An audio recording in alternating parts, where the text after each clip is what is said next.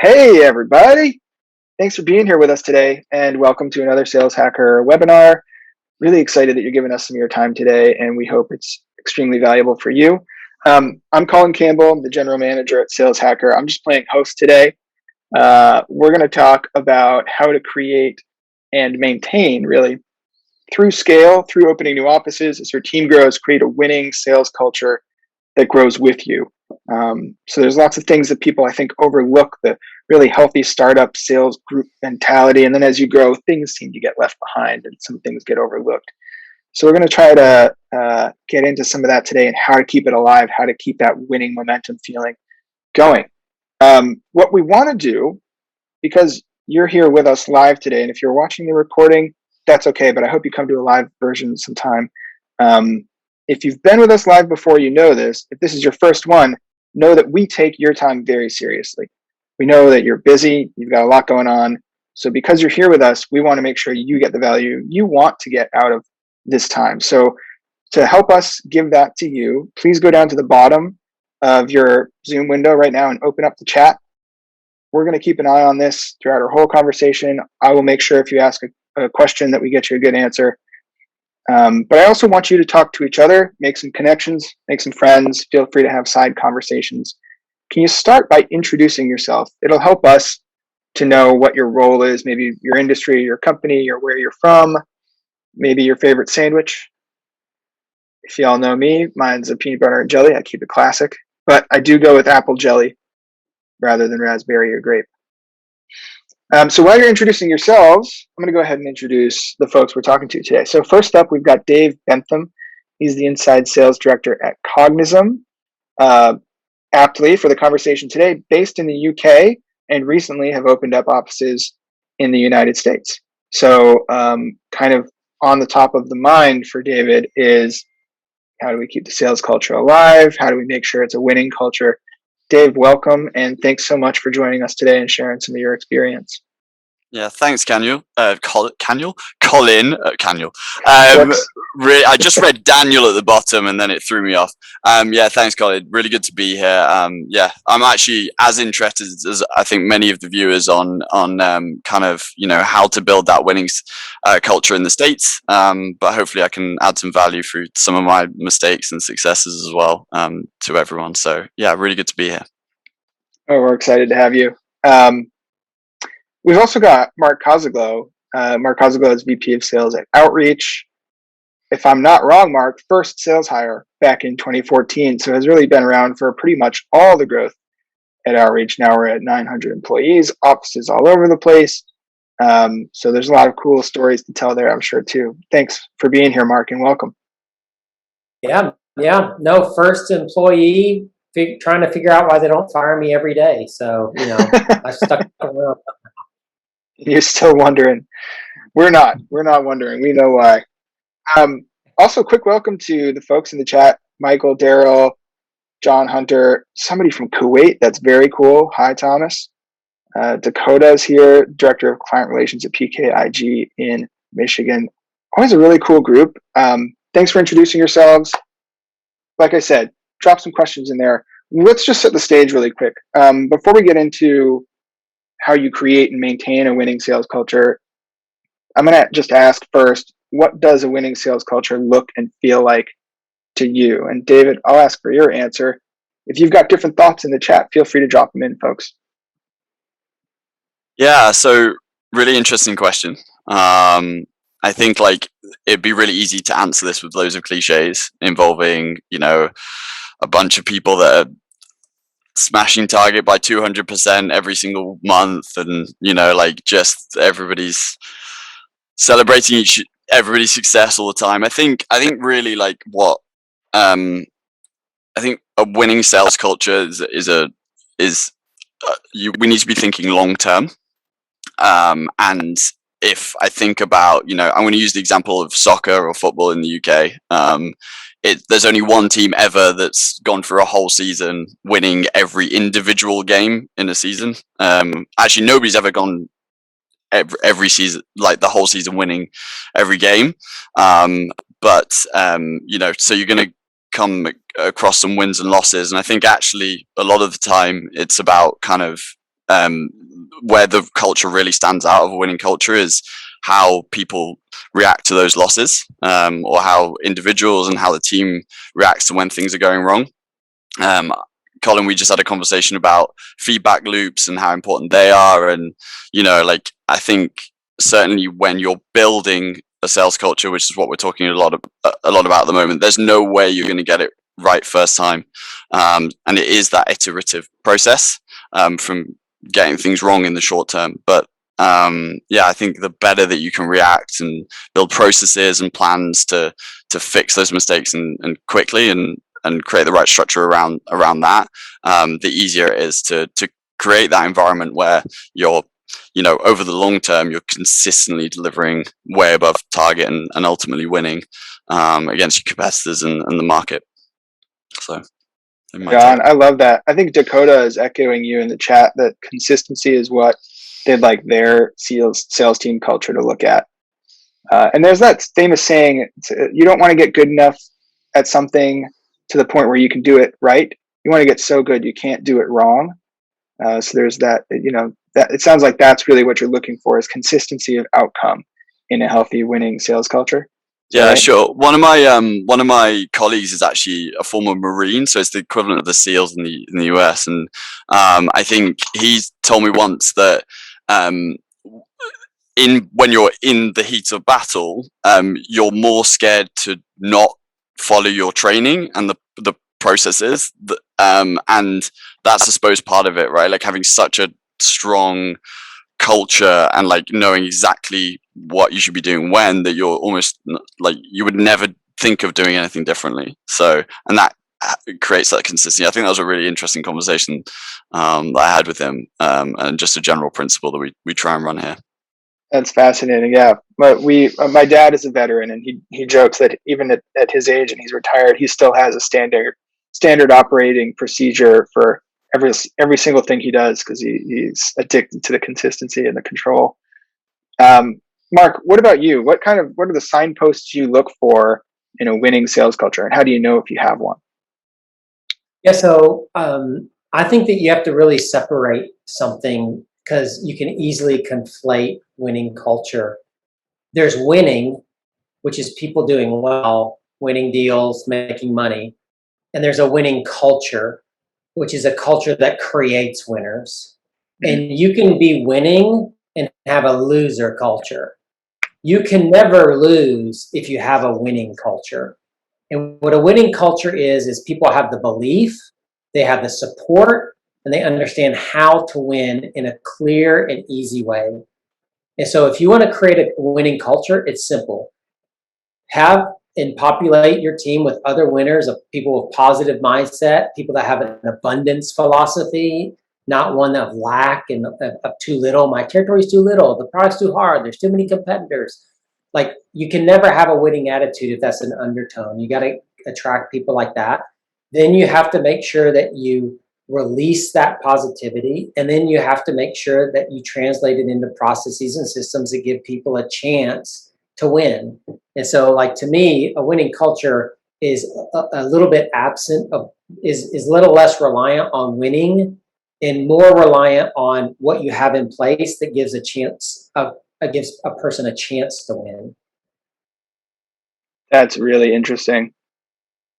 Maybe not quite the same, but one of the things that Daryl in the comments said that feels similar to me is that one of the indications he's looked for is when sales teams start self-coaching, kind of fixing their own challenges and then communicating the fix to others, that the winning culture and the good leadership maybe means that they're actually less reliant on leadership to have that happen.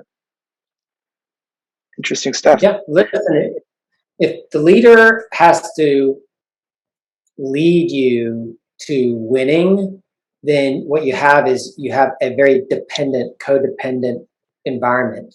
And if your manager has to get on a call for you to win a deal, if your VP has to get on a call for you to win a deal, like, you're never going to grow past 10 reps, or you're going to have a very systemically broken sales culture. The idea is for people to become self-reliant on themselves and to have the initiative and the know how to and where to go find how to get better. And like, if you can create that atmosphere, yeah, you're going to win, right? You're going to, people will find their way to victory. People will find their way into deals. But when everything is relying on, well, hey, we're just going to get Colin on the phone and he's going to help us close out this deal. Like, you're in a very tenuous situation. Yeah, 100%. And I've put myself there before, so that made me a little uncomfortable because I feel like you're like looking into the crystal ball and seeing my past, Mark. One of the mistakes I made. And so actually, I spoke with both of you about this at separate times. Was that culture can be a kind of a trickle down of leadership style or leadership personality. Dave, you gave a great little anecdote about way back in the day when you used to run a door to door sales team. Can you talk a little bit about how that felt and looked like for you back then? Yeah, I suppose so. Yeah, that was the first time that I really saw it. You know, my first sales management experience was running 12 commission only door to door guys and girls. And it was just so obvious very quickly that if I woke up and I was in a great mood and I was really feeling it, that the team would do well. It would just reflect in the numbers. And I think perhaps for anybody that's newer to sales management, you know, like your impact is so much greater than you ever imagine. I think the best way of thinking about that is, you know, if you remember I pretty much remember everything that my manager says, right? Even the little things that they might say in a bar or, you know, a pub off the cuff, right? That's the impact that you have on people. And yeah, so as a result, I really believe that teams are just a byproduct of the character of their managers. I'm quite gritty. I think like probably one of my weaknesses is systemizing things in a simple form. I think that's something that I'm learning as we scale. But certainly my strength is my grit and, like, you know, my determination. I think that's reflected in the team that actually, you know, sometimes I make some systems that are a little bit more confusing, but they have the grit and the will to kind of convert that around and hopefully ride it through me. I mean, I can't speak for them, but that's what I'd like to think anyway. But yeah, like, yeah, you know, it's something that I truly believe is the team are just a byproduct for you. You've got to be conscious of it though. And for me, one of the main ways you've got to be conscious of it is during the hiring process. It's really easy to just hire people that are like you, and, you know, have all the same traits as you. And I think something that I really believe in is being smart about and self-analyzing and recognizing the culture of your team and how you might need to shift it, maybe at different times during the process. I think I'm now trying to hire more people that are more systematic and cover those gaps because it's become more obvious as we've scaled. So I think yeah, there's a lot that you can do to decide the culture of your team overall. Interesting. That is one of the things that was the first on my mind, was like the aspect of control and intentionality. Because like you say, back in the day when I was also a sales manager, which is a good thing I'm not anymore. I wasn't very good at it. I was okay. I noticed as well that winning seemed to beget winning, and not doing well begat not doing well. More of that, more of the same. And I could never figure out quite where to exercise actual control, or where to, you know, use my intentionality and develop a culture that could be a little bit more consistent. Mark, do you have anything to add there? Any tips for me, my past self? Yeah, sure. I mean, listen, does winning beget winning and losing beget losing? Of course, right? But the reason that there's sales leaders is so that losing can beget winning, and winning doesn't beget losing, right? If it takes winning to do more winning, then you don't need a sales leader. You just need winners. And so the job of a sales leader is to change a winning culture to a higher performing culture, a more efficient culture, to change a losing culture from a winning culture. You have to be able to change. Like, to me, the definition of a leader is efficacy, the ability to affect change. You have to change someone's mindset, change someone's behavior, change somebody's tactics, change how somebody thinks about things. And like, if you can't change, then you can't be. If you can't affect change, you can't be a leader. So yeah, like winning does beget winning, but like any crappy sales leader can do that. Only the good sales leaders can change it from winning to winning better or from losing to winning. Daryl had a good question here.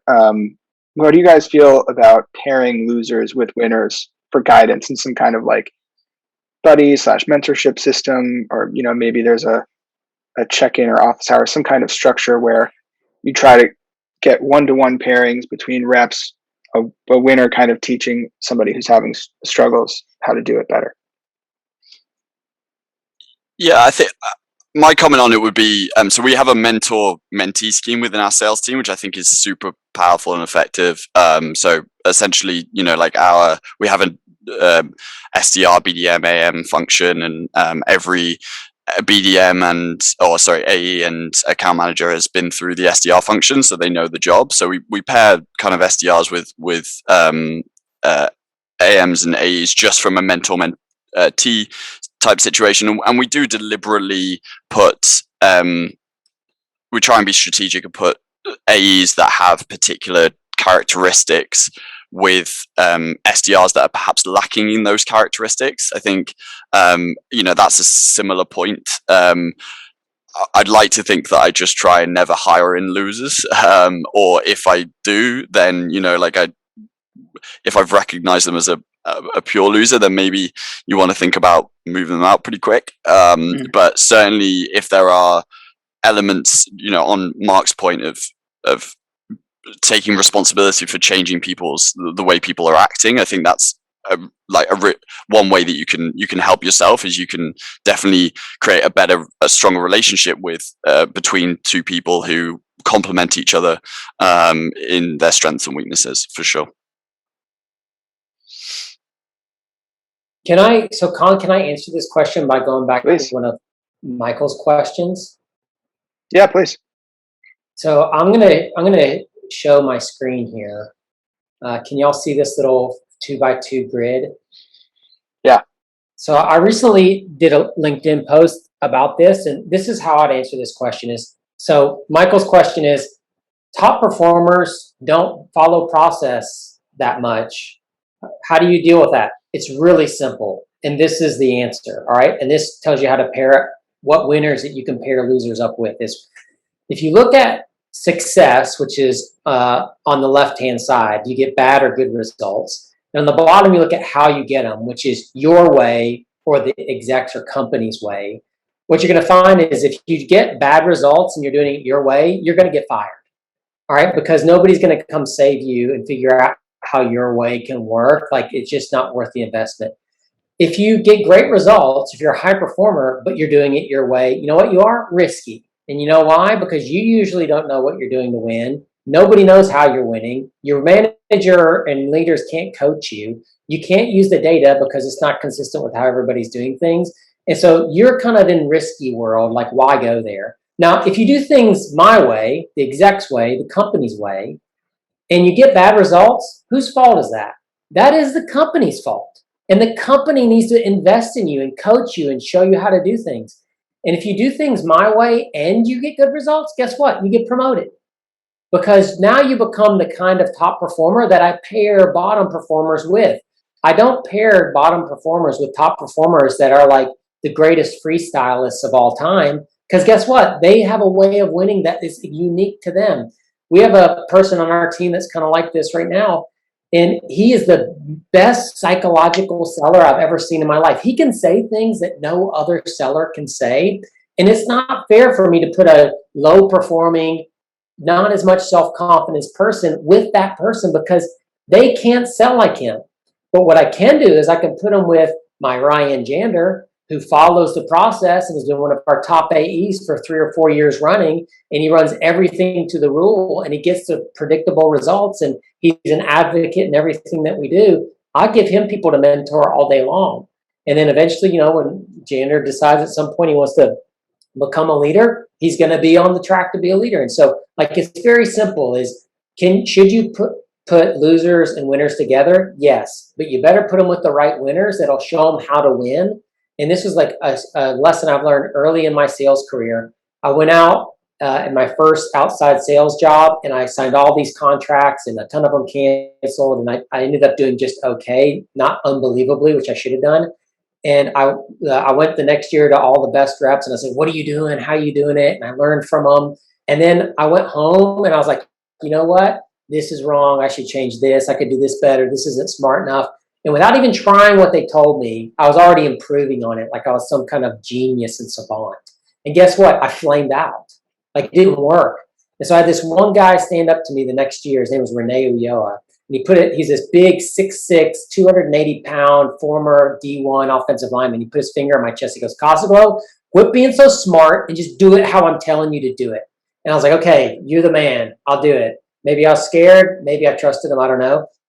But what ended up happening, Colin, was I did it exactly how he did it, and I had my best year ever. And I did it the same way the next year. And then in the second and third year, I started to see the holes. I started to understand. I didn't replicate all the mistakes he'd already made. I started to create some new efficiencies, and I eventually did really, really even better because I figured out what the holes were. And so like that's where process gets you. I believe that great sales reps that don't follow process are disaster waiting to happen. And maybe they consistently prove me wrong, but I can't build a winning culture in a sales org on savants, geniuses, and one-offs. I need to build it on being able to hire average people and manage them to a superlative process and give them superlative support so they get unbelievable results. That's how you build a winning culture in a scalable process. Sorry for the long answer. No, I'm in love with everything you just said, and thanks for sharing that. I'm curious, do you share that 4x4 with your teams? Yeah. Is that like an internal? Yeah.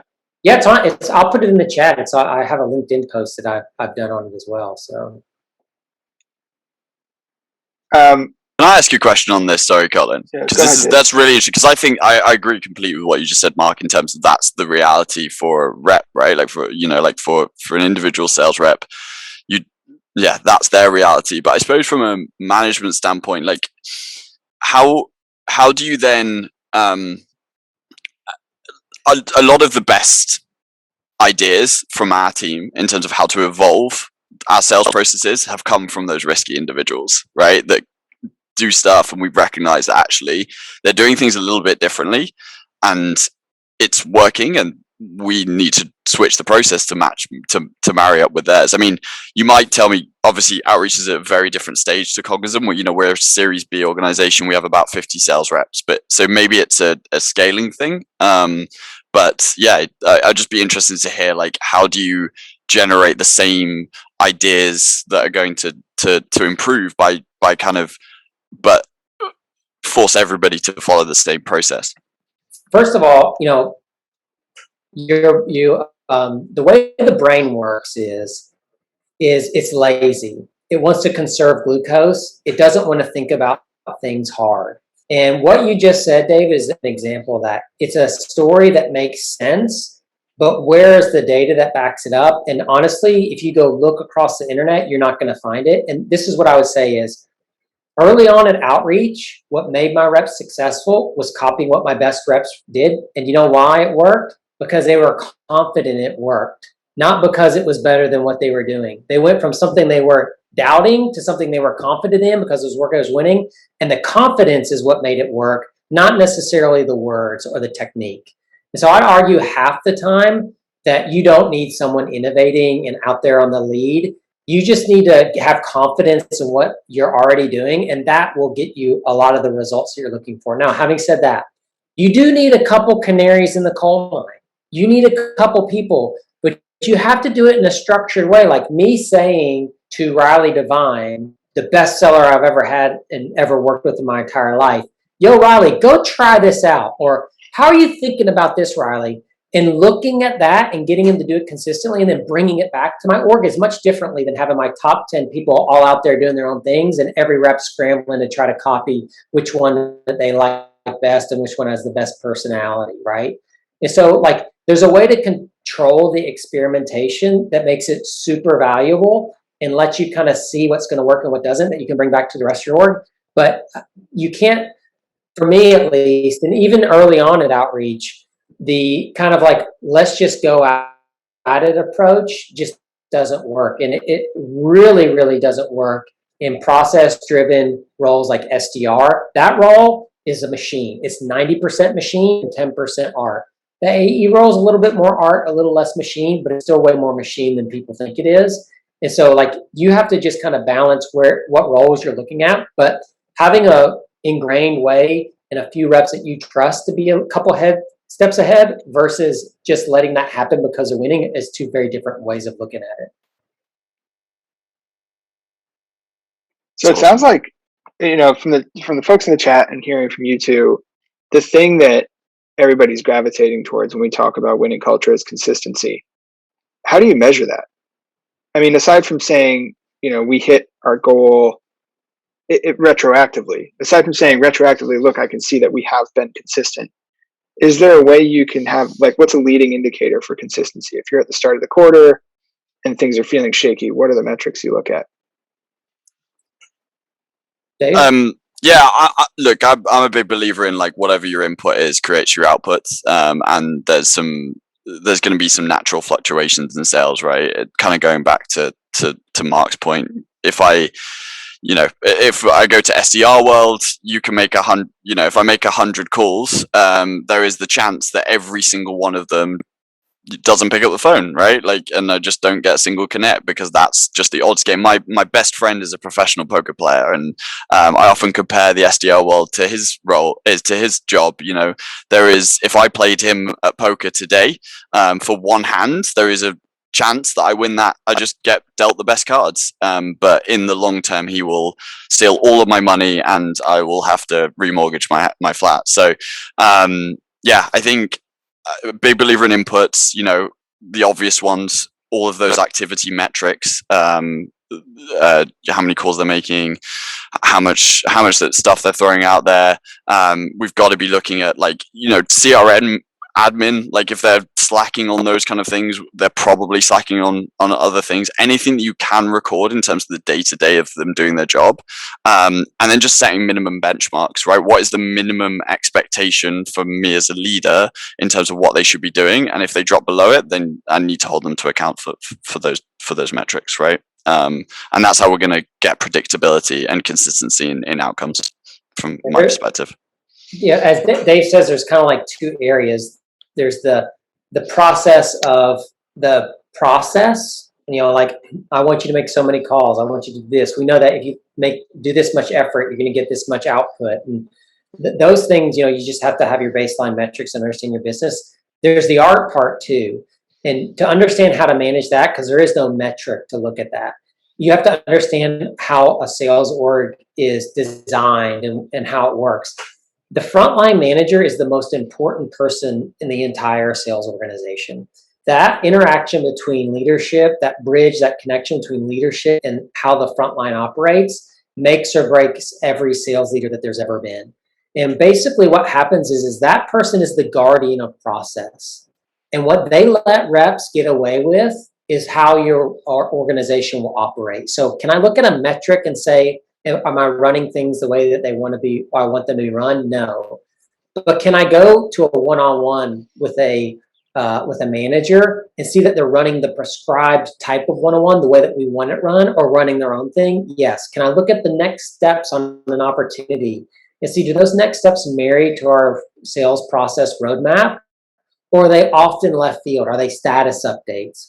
And so there's things that I can check along the way. But the main thing is you have, in order for you to make sure that process is king, your frontline managers have to believe that their success is built on holding people to the process. And until you win the hearts and minds in that area, you'll never do it. It doesn't matter what metric you are. It doesn't matter how much of a slave driver you are, or how much of a carrot person you are versus a stick person. You'll never get to the point where you can get your reps to do what you want to do until your frontline managers believe in their hearts and minds that it's what the reps should be doing. I think Sorry, Colin, I think one practical thing I could just add is we at Cognizant we have what we call the failure dashboard, which is essentially every individual salesperson has just a dashboard that highlights anything where it goes slightly off the process. And just a really easy thing we did when we started working from home, which I'm sure lots of people have started doing, is every stand up or once a week we have a stand up where everybody shares their screen and they show that dashboard, and if anything's off, everybody knows it, right? So and it just fixed the problem straight away. Nobody moves away from that process. So yeah, just something to think about. Hey, Colin, go ahead, Mark. Sorry. From Dakota. I said there's a good question from Dakota about confidence to kind of tie out what we were talking about a couple minutes ago, and how do you help build confidence? So I'll put another link to it in there. I did a post on this recently too. So listen, building confidence is super simple, but it's not easy. What I mean by that is when I tell you what it is, you're going to go, yeah, duh. But actually doing it takes discipline, practice, and self-control. And so the way that you instill confidence in someone is to help them realize they already have every answer they need. And what most leaders do is they give answers, which shows the rep they don't have the answers, and they never get the confidence that they do. When you show a rep that they already have the answers inside of them, they all of a sudden become more confident because they see, I can figure it out. And so the tactical way of doing that is, rather than when a rep says, what should I do in this deal, is you turn it around, and instead of giving them an answer, you ask them a question. What do you feel like you should do in this deal? What does the sales roadmap say you should do next in this deal? What did you do in the last deal when you got to this point? How would you think about getting on the horn with someone if they were in your shoes and they were trying to get in touch with you?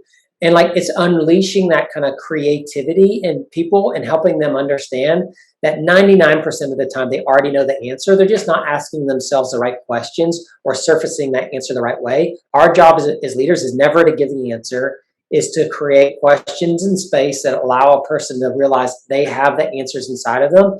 You do that over time, and a rep all of a sudden will come to you and be like, hey, I'm doing this, I'm going to do this, this is going to work. If this doesn't work, I'm going to try this. This is over here, something I'm trying, something new, is kind of cool. What do you think of it?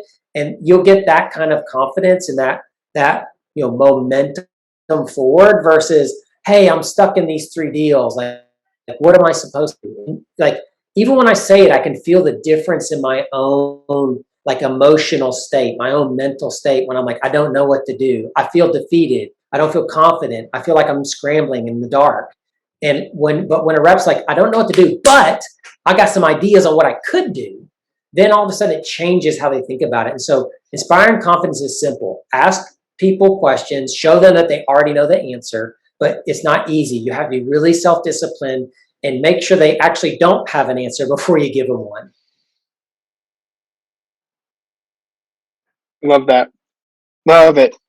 If you don't mind, I want to shift gears just a little bit and talk about celebrating wins. I think when a lot of people think about winning culture, they think about things like spiffs, the Slack group where you give people shout outs.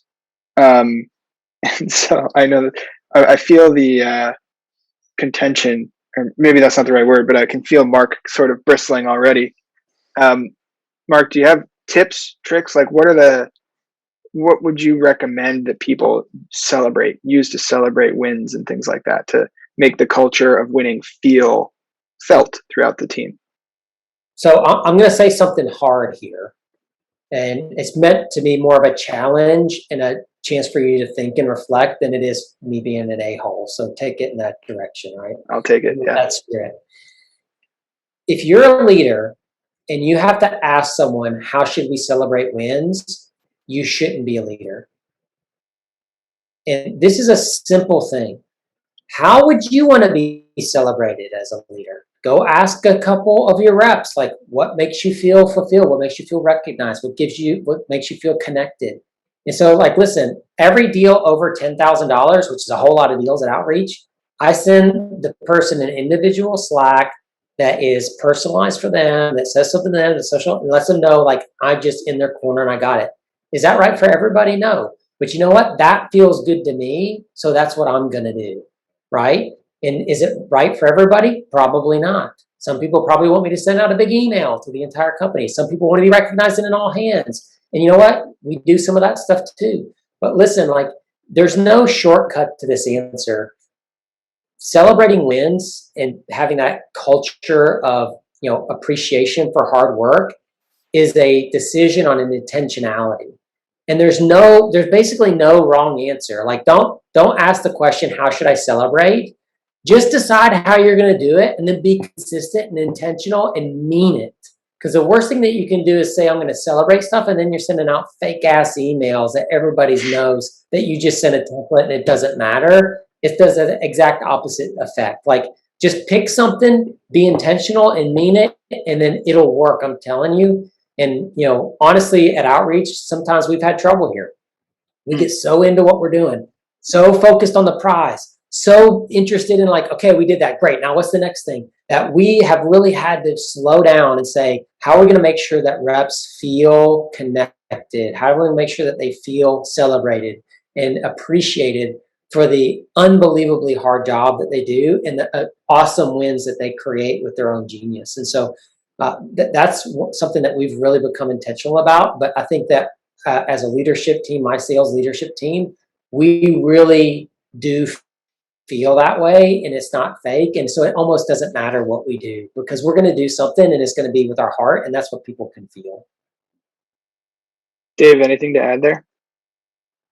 I mean, I agree with Mark for sure. I think just thinking as well about, like, how, it's a man management play. Like, how does each rep, ideally, how does each member of your team want to be celebrated, and recognizing that it's different for each and every single person.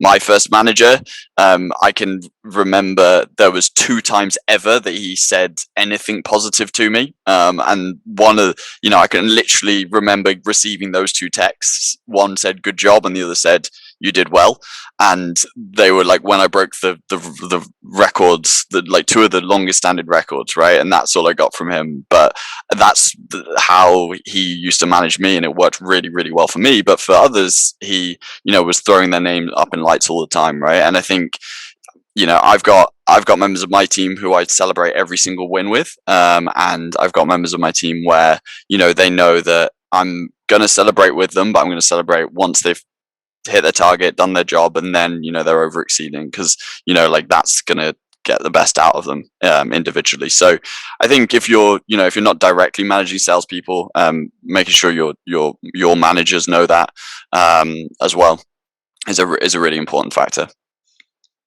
Yeah, Dave is so right. If you're a frontline sales manager, your job is to understand each person on your team and what it takes for them to feel connected and celebrated, and you need to do that.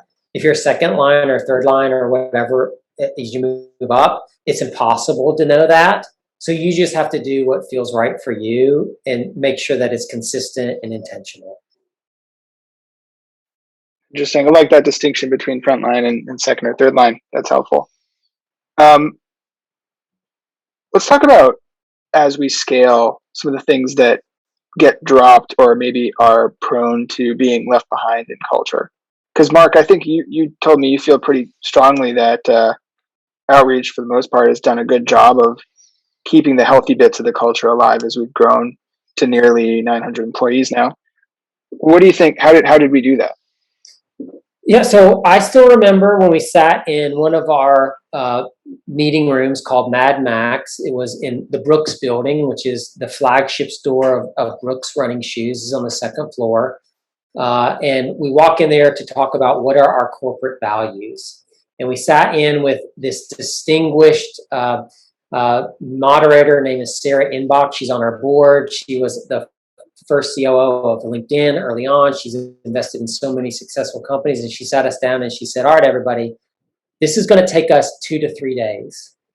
And we were all strapped in, ready to, like, really figure this out. 3 hours later, we walked out of there with the pillars of our culture. And she's like, I can't believe that y'all did it. How did you do it that fast? And it was really simple. We kind of, as a leadership team at that time, understood who we were, and we doubled down on who we were. And we didn't try to create people that we weren't and aspired to be and tried to move into that. And so one reason that outreach continues to be so grounded in our values, and new employees constantly say, well, listen, this is the first company where I actually hear the values talked about, and not just to bring up the values for the value's sake, but because it's part of how we work and how we operate and how we think. It's really simple. It's like we grounded ourselves. We were confident enough to say who we are and what we represent is enough if we double down, trust on it, and are confident in it. And so that was our corporate values. And we didn't say, well, listen, we really wish we could be this. And then the next thing you know, everybody's trying to figure out how to be something that they're not, so they can say that they're aligned with the values. And so I think that that's how you do it, is look as you're creating that culture. And it could be your own individual sales team's culture. It can be your sales org's culture. It could be your marketing org or your company org culture. You got to align and double down on what you are, right? Because what you are got you to where you are. And not that you don't want to grow and add and all that, but like double down on who you are. Have a little confidence and trust in yourself. And like that, if you do that, you'll have no problem being who you are, right? But when you try to create something that you're not, that's when it gets a little weird, and all of a sudden everybody's talking about values because nobody's living them. Dave, anything else to add there? I mean, I know you mentioned recently opened some offices, or maybe an office, I'm not sure, in the United States, and had a few lessons learned there. Can you talk about that? Yeah, sure. So um, I think I suppose we've got kind of 40 sales reps here in the UK, and I think we made the decision after our Series B funding to move out and open the office in New York. I think we did what a lot of companies do in that situation, and we took some people that were used to our culture here in the UK, and we sent them out to New York to set up the culture there. And I think one thing that we very quickly learned was that actually there is going to be a lot of differences if you are going to make those international switches, and actually you might not be able to perfectly mirror your culture in different countries. At the way you approach sales in the US is very different, or not very different, but there are differences compared to the UK. We've recently opened up offices in Germany to service the DACH region. That's a totally different ball game, I'll tell you that. US and DACH are on. Everybody turns up to a meeting, nobody drops out. If they say yes to a meeting, they're there, right? So there is like some fundamental differences, and I think recognizing that first and foremost is really important. And perhaps something that we made a mistake of is that we felt like we could do exactly the same thing. And yeah, I think one thing that's very important when building out new offices, and one thing we've recognized is your management, your frontline leaders, as Mark was talking about earlier, and like who they are, and them having the belief in the company's core values, but just also being the right people to build the system up. I think you talked about scalability, or like scaling. I think culture does change as you scale. I think there's no denying that. I personally think it's very difficult to hold to keep the same culture as you scale. It's certainly not what we found. And but I think again, like recognizing that, accepting that, we do an exercise on like a yearly basis where we take the sales team, we put them in a room, or like a Zoom room nowadays, and we get them to write down the things that they believe in, and the values that they want to hold each other accountable for. So almost like their own like rules. And it's a really interesting exercise, and it's always been very positive. They've always kind of basically aligned with the company's overall values. But it's a really good way of holding the team to account. So yeah, that's just an idea for anybody. I love it. Thanks. All right, we've got about 15 minutes left. We don't necessarily have to stretch to fill the full hour, but there are a few questions from attendees in the community here I'd love to get to. If you still have a question or two, folks, feel free to drop it in the chat. Michael Phelan with the amazing questions this whole time. I got to send you a hoodie or something, Michael. Michael asked, do the best sales leaders live in Salesforce, metrics and reports, or with the sales team, or maybe with customers and prospects, given what we've talked about, focus on, consistency? What do you think? Where's the best environment for a sales leader to live? Can I say both? You can say both. Yeah, I mean, yeah, like I think personally, I think that's all really, really important. Like I want to listen to the calls that my team are making, review them. I want to do the calls myself, right? Like I don't want to completely detach myself when I get those opportunities. If I've got time, like I want to be on the front line within reason, but I also do need to be in the metrics. It's important. I think it's really easy to see on like LinkedIn and stuff, just all of these like, the bashing of kind of Salesforce dashboards and reports and managers sitting on there all the time. But as a manager, I need to take a look at them and see how things are tracking, and they are a powerful tool for me. So yeah, I'd say all of those things are really important. I don't think it's as black. I don't think it's black and white at all. And it's I think a job as a leader is balancing your time and working out where the priorities are and where you're going to get where your time is going to be most valuable, right? And that can again change week by week, month by month, depending on what's going on. So yeah, I'd say both. Do you think one could be an effective sales leader and spend the majority of their time in reports and in dashboards? Well, then you know what I'm going to say to that, and I'm sure everybody knows the answer to that, right? Of course not. Yeah. Like you can't. You've got to do it all, and I'm sure nobody wants the sit on the fence answer. Maybe Mark's going to offer something different, but I think like obviously it's very difficult to just sit and look at numbers all day, and you shouldn't at all. But it's finding balance. It's spinning plates, right? That's the majority of managing is just spinning plates, working out what the priorities are. The best leaders often prioritize best. So if you find yourself living in dashboards and reports because it's hugely valuable, that's a signal that you need a sales analyst. All right. Like if you are spending all your time looking at the data and finding what's going wrong, that means you're not spending any time fixing it. And you need a new role in your sales work of someone to go find you the problems. My job as a sales leader isn't necessarily to find the problems, it's to solve the problems. And the easiest way for me to solve problems is for somebody else to find them and me to spend my time thinking about how to solve them and then making sure that we execute on the solution. And that's I think the answer to it is, you got to do both.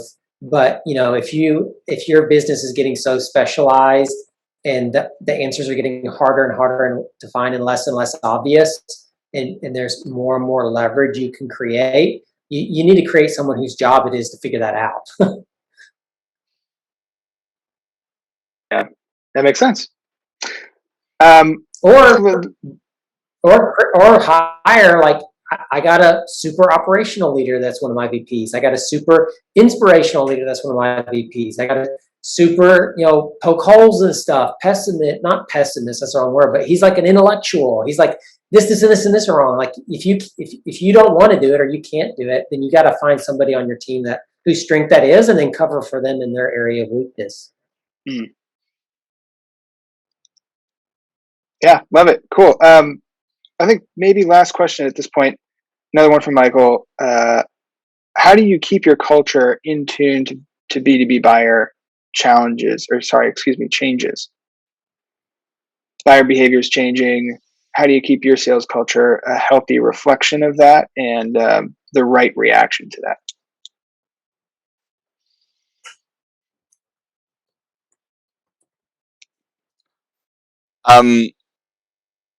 Yeah, I think again,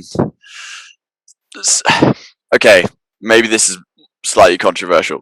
I think that the best sellers kind of control the way buyers are thinking, and so I think it's again I'm a really big believer that you've got to be really careful what you see on LinkedIn, in terms of like exactly what to do in sales, because people, it can be quite polarizing, and one day everybody's telling you never to that discovery should be 1 minute long, and then the next is like just discover for a whole demonstration, right? And I think you've got to be really careful to do that. I think you you can be ear to the ground in the sense you can take the feedback from prospects, see how, look at, analyze the calls and the demos and the opportunities that are not working out, and see if there's any any links in that process. But I don't think that I mean, from my shorter sales experience, and maybe that's why I'm biased, like there's not been huge changes in how people want to buy. I started this whole thing in door-to-door sales, and I know that I no longer work for that organization, but the organization is still running. They're selling to the same doors, literally the same houses, the same product, and they're still doing it today, 8 years later. And often, door-to-door is seen as a massively outdated system. So yeah, I think keep your ear close to the ground, but also don't react loads to what you see on LinkedIn as well, would also be my advice about, people that suddenly decide that cold calling is dead, or, never email anybody, or you've got to hyper personalize every email. That's the only way to be successful, right? Like, just be really careful to be led by those kind of conversations. Listen to your buyers, right? Like, listen to the actual prospects. And also, back to what Mark said earlier, like, if your salespeople have confidence in what they do, usually they'll do a great job, right? If you're, if I turned around to my team, my SDRs are doing mostly cold calling at this point, but if I turned around to them and I said, right, let's double down on emails, we're all going to personalize emails, and they did it with confidence, they'd probably be very, very effective at it as well. So that's what tends to matter more, in my opinion. Love it. This is, a pretty good, I think, a good microcosm of the advice we're giving here today, which is, in short, if you want your teams to be intentional, you as the leader have to be intentional and thoughtful, and avoid catching onto the shiny object syndrome, or looking for a silver bullet answer. Which, I think we at Sales Hacker, we're pretty careful about trying to cultivate an environment where you can, if you need them, get actionable tips you can put into action now or tomorrow or next week, while at the same time encouraging folks to be, thoughtful and intentional, and ask why things work and understand, rather than just act on some kind of, fleeting best practice, quote unquote best practice, that might not be good in a month. That might do it. It looks like we've answered a bunch of questions. I'm going to have to go meditate on some of the advice from both of you today. Folks, really quick shout out and just a huge thanks to our sponsor for this webinar, Cognism, changing the game. Go check out Cognism for data, but a lot of other amazing things can help you with in your efforts to grow your businesses. And like they said, new office in New York. If you're in the States, that's exciting news for you. We're hiring in Boston right now. We're building an office in Boston. So if you are based in Boston and you want to join the boat, then also do that. Do it. All right, great. Reach out. David, if people want to get in touch with you, how can they reach you? Okay, if I drop your LinkedIn in the Of course, LinkedIn, David Bentham, super easy. And obviously Cognism.com if you're interested in kind of what we do, as Colin said, providing the best contact data internationally. And we also provide intent data as well. So if you're in the market for that kind of stuff, then check us out. Awesome. Thanks as always to both of you, Mark and Dave. Really, really appreciate you showing up and being not just physically present, but giving us your attention and your advice and experience. So thanks for that. And of course, thanks to the audience. Y'all are always amazing. Really just love the Sales Hacker community, showing up, asking great questions, being present, and learning together. Beautiful thing to witness. Appreciate you all, and I hope you have a lovely rest of your Tuesday. Take care, everybody.